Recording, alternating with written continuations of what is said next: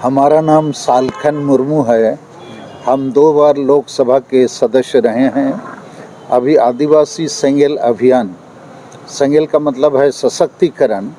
हम लोग झारखंड, बंगाल, बिहार, उड़ीसा, आसाम 5 प्रदेशों में काम करते हैं और हम इस आदिवासी सेंगेल अभियान के राष्ट्रीय अध्यक्ष हैं। और श्रीमती सुमित्रा मुर्मू केंद्रीय संयोजक हैं और रवि आनंद जी हमारे मित्र हैं। हम झारखंड और बृहद झारखंड में सोरेन परिवार के तरफ से लंबे समय से जो कुछ हो रहा है और पिता पुत्र 5 बार मुख्यमंत्री बने, सबसे ज़्यादा आदिवासियों का वोट लिया और सबसे ज़्यादा आदिवासी समाज को ठगने का काम, लूटने का काम किया है। इस सोरेन परिवार का जब तक पतन नहीं होगा, झारखंड का और आदिवासियों का उत्थान कभी संभव नहीं है।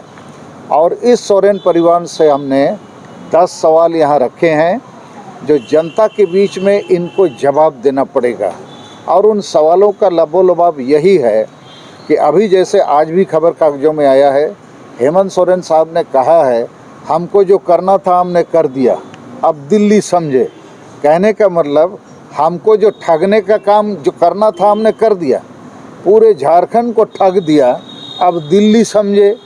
ये जो 1932 का खतियान और 77% आरक्षण, यही मामला बाबूलाल मरांडी जो पूर्व मुख्यमंत्री जी थे 2002 साल में उन्होंने किया था और उसको झारखंड हाईकोर्ट ने रिजेक्ट किया 22 नवंबर 2007 को। तो इसको भी रिजेक्ट होना है। लेकिन ये चालाकी से क्या कहते हैं, ये 9वीं अनुसूची में शामिल हो, ये भारत सरकार इसको आगे बढ़ाए। अरे स्थानीयता नीति बनाने का काम, आरक्षण नीति बनाने का काम, नियोजन नीति बनाने का काम राज्य सरकार का है। तो आप अपनी सरकार का काम दिल्ली को ठोकेंगे, भेजेंगे, अर्थात जनता को धोखा देने के सिवाय, झुनझुना थमाने के सिवाय ये कुछ नहीं है। 32 का खतियान ये होगा नहीं।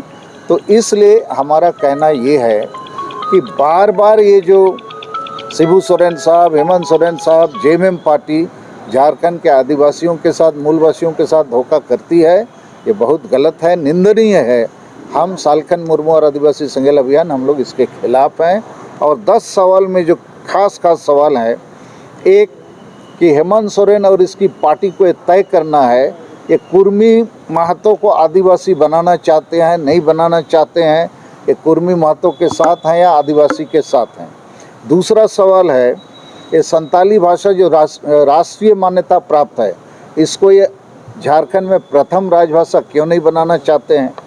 तीसरा सवाल है CNT SPT कानून को ये लोग खुद तोड़ते हैं। चौथा सवाल है सरना धर्म कोड के मामले पर ये यहाँ भी ठगबाजी का काम करते हैं। इस मामले को 11 नवंबर 2000 साल में पास किया, बिना राज्यपाल के सहमति के भेज दिया उधर। पांचवा सवाल है कि सिद्धू मुर्मू के वंशज रामेश्वर मुर्मू की हत्या की जाती है 12 जून 2020 में, उस पर भी CBI जांच नहीं किए कहने के बावजूद। 6 नंबर सवाल है ये 32 का जो झुनझुना थमाते रहते हैं।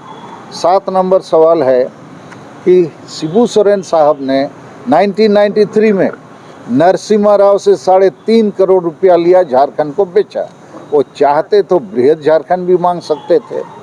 8 नंबर सवाल है कि पिता पुत्र और ये पार्टी जीवन भर वोट और नोट के लिए राजनीति किया, आदिवासी समाज को आगे बढ़ाने के लिए नहीं किया।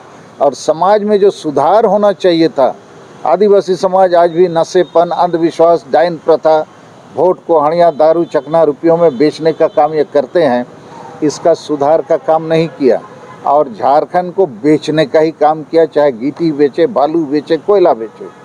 9वां सवाल हमारा ये है कि ये जो लूटने मिटने की कगार पर झारखंड खड़ा है और जेएमएम के समर्थक कहते हैं गुरुजी ने झारखंड बनाया, तो एक पिता बच्चा को पैदा करता है और नंगा छोड़ दे, भूखा नंगा भेज दे बाजार में, तो झारखंड का भी हालत वही है। गुरुजी यदि वास्तव में झारखंड लिए हैं, लड़के लिए हैं, ये झारखंड नंगा क्यों घूम रहा है, ये भूखा नंगा क्यों है। एक पिता के फर्ज के रूप में उनको इसको संवारना चाहिए। ये तो लूट खसोट में ही लगे हैं पिता पुत्र। और जितने लोग अभी जेल उल गए हैं, करीब 24 आदमी हैं तो इससे पूरा प्रमाणित होता है कि झारखंड में लूट झूठ की राजनीति चल रही है। और 10वां नंबर हमारा ये है कि ये बताएं कि जितने लोग इनके इर्द गिर्द अभी जांच के दौरान अरेस्टेड हैं, गिरफ्तार हुए हैं, क्या ये सारे लोगों के ऊपर में भ्रष्टाचार का मामला गलत है या आय से ज़्यादा आमदनी का मामला गलत है? ऐसा नहीं है, प्राइमा फेसी मामला बनता है। हेमंत सरकार ने अभी कहा कि जो हम कहते हैं वो करते हैं, क्या बोलिएगा? हाँ, झूठ का बाजार चलाते हैं, वही झूठ का बाजार चला रहे हैं। आपका जो राजनीतिक करियर है बहुत लंबा सबके साथ बड़े झारखंड के स्थानीय नीति क्या होनी? देखिए, झारखंड के लिए स्थानीय नीति संविधान के अनुरूप होना चाहिए और जैसे बाकी राज्यों में बना है। तो झारखंड हाईकोर्ट ने जब 32 के खतियान को खारिज किया था, हाईकोर्ट ने अपने आदेश में लिखा कि झारखंडी कौन हो सकते हैं जिनकी भाषा, संस्कृति, परंपरा यहाँ के लोगों के अनुरूप हो। उसी आधार पर ये बननी चाहिए स्थानीय नीति। जैसे बंगाल है, उड़ीसा, असम है, बिहार है, वहाँ की भाषा, संस्कृति, परंपरा से लोगों की पहचान बनती है। किसी भी राज्य में खतियान आधारित स्थानीय नीति नहीं है। बाकी राज्यों में जो झारखंड के साथ बाकी राज्य अलग हुए, उन्होंने तुरंत तत्काल स्थानीय नीति तय की। भाई चलिए, आप 15 साल से रह रहे हैं ऐसे। झारखंड में जिस समय झारखंड अलग हो, उस समय भाजपा की सरकार आई, क्यों लेट किया? नहीं, वहाँ भी देखिए, इसीलिए जरूर कर सकती थी, अभी भी करना चाहिए। कोई भी पार्टी नहीं कर पाई है। बीजेपी वाले तो इस स्थानीय नीति के बारे में उनका कोई ठोस नीति अभी तक नहीं है।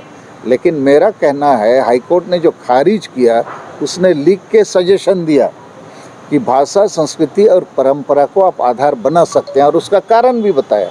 जैसे गांव में एक पुलिस की नौकरी कोई करेगा, शिक्षक की, वहाँ की भाषा संस्कृति समझेगा, तभी तो वहाँ के लोगों को डील कर सकता है। हर एक राज्य में उसकी भाषा, संस्कृति, परंपरा आदि ही स्थानीय नीति का आधार है। तो उस शख्स ने जो सवाल पूछा उसका यही जवाब है। लेकिन मैं विकल्प में भी एक बात को प्रचारित कर रहा हूँ। ये जो 32 का खतियान या स्थानीय नीति का पीछे में उद्देश्य क्या है? लोगों को रोजगार मिले, और खासकर क्लास 3 और 4 का रोजगार। तो उसके लिए हमने विकल्प ये सुझाव दिया है कि झारखंड सरकार के पास जितनी सरकारी नौकरियां हैं या गैर सरकारी नौकरियां हैं, उसका 90% हिस्सा ग्रामीण क्षेत्रों को आप दे दीजिए। जैसे ग्राम पंचायत क्षेत्र है, 10% के लगभग शहरी क्षेत्रों को दे दीजिए, और ग्रामीण क्षेत्रों को जो नौकरी आप अलॉट करेंगे, ब्लॉक वाइज कोटा बना दीजिए। जो ब्लॉक थोड़ा बड़ा है आबादी के अनुपात से, थोड़ा ज़्यादा होगा, जो थोड़ा छोटा है कम होगा, और उस प्रखंड वाइज नौकरी के कोटा को उसी प्रखंड के आवेदकों से भरिए। अपने आप ये मामला सॉल्व हो जाएगा।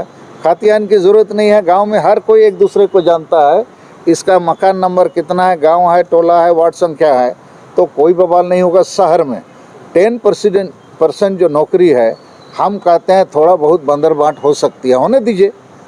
लेकिन जो असली लोग जिनका दावा है हम लोगों के लिए झारखंड बना है, वो तो गांव में रहते हैं ना। तो 90% दीजिए, 80% दीजिए, वो विचार करके सरकार और जनता के बीच में। लेकिन ये खतियान के चक्कर में अभी क्या होगा, ये सरकार बोल दिया हम तो दिल्ली को ठोक दिए हैं, अब वो जाने। मतलब ये एक प्रकार से शीत युद्ध चल रहा है, शेड ऑफ फाइट। ये बोलता है उसको दे दिया, वो बोलता है इधर दे देंगे, तो आखिर में जनता तो झूलते रहेगी। तो हम लोग चाहते हैं कि इसका समाधान निकले, शांतिपूर्ण समाधान। लेकिन ये हेमंत सोरेन और जेएमएम पार्टी का जो उद्देश्य है, ये समाधान नहीं है, राजनीतिक स्टंट है। ये एक प्रकार से झुनझुना थमाने वाली बात है, जनता को इमोशनल ब्लैकमेल करने वाली बात है।